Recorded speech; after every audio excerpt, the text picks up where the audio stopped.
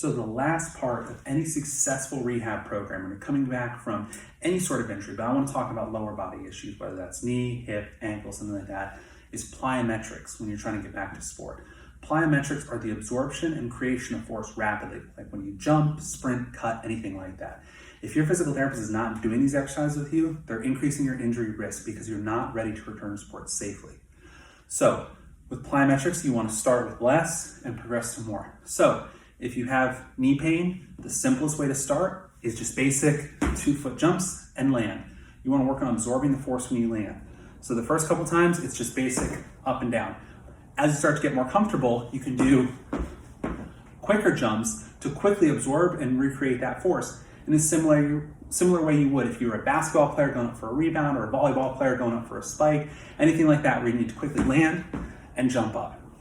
As that becomes easier, you can start working on jumping higher, you can keep going faster, and then you can eventually go to one leg. Now this is something that's not typically done in a lot of sports, so you don't want to go too crazy with it, but learning to load quickly on one leg can be helpful for getting confident in getting back to sport and working on getting your strength and power up.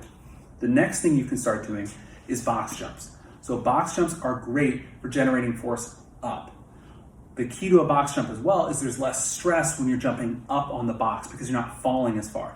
So if I'm jumping up onto here, I'm not falling down very far. There's less compression through my joints and my muscles while I'm doing it. You can start with 2 legs, move to 1 leg, make the box higher, basic progressions.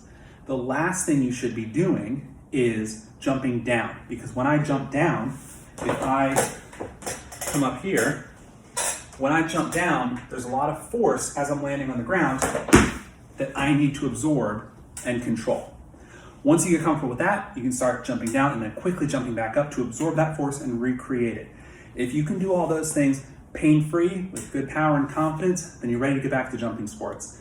If you want to get back to sprinting or anything like that, similarly, you're probably going to want to do some of this stuff and add in some lateral jumps or things like that to get confident. This is, like I said, the last stage when getting ready to go back. So if you still have some pain or apprehension, you're probably not ready for these. You should probably work on some mobility, some strength, but right before you get back on the field or on the court, you need to be working on plyometrics.